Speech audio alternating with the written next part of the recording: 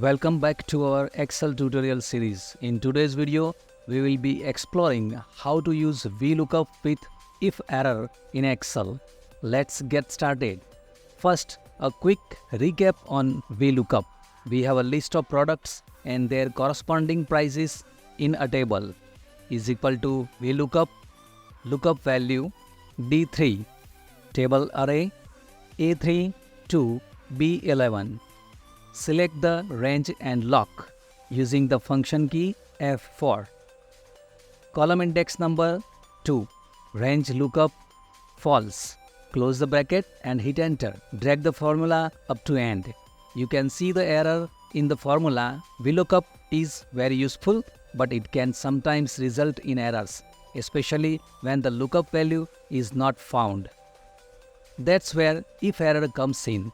The if error function is designed to catch and handle errors in formulas. Instead of showing an error, if error lets you display a custom message or even an alternative calculation. Now let's see how these two functions work together.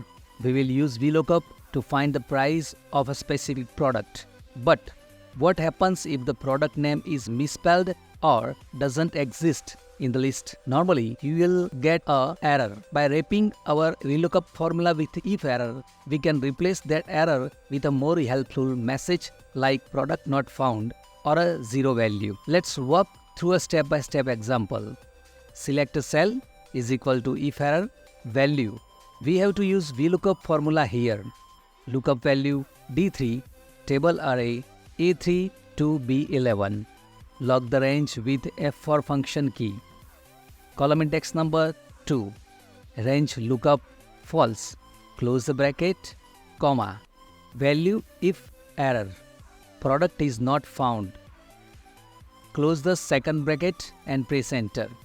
And there you have it, my friends. If the product isn't in our list, instead of seeing an error, you will see the message product not found. Using VLOOKUP with if error is particularly useful in large data sets where you want to maintain data integrity without displaying error message. That's it for today's tutorial. If you found this video helpful, don't forget to give it thumbs up and subscribe for more Excel tips and tricks.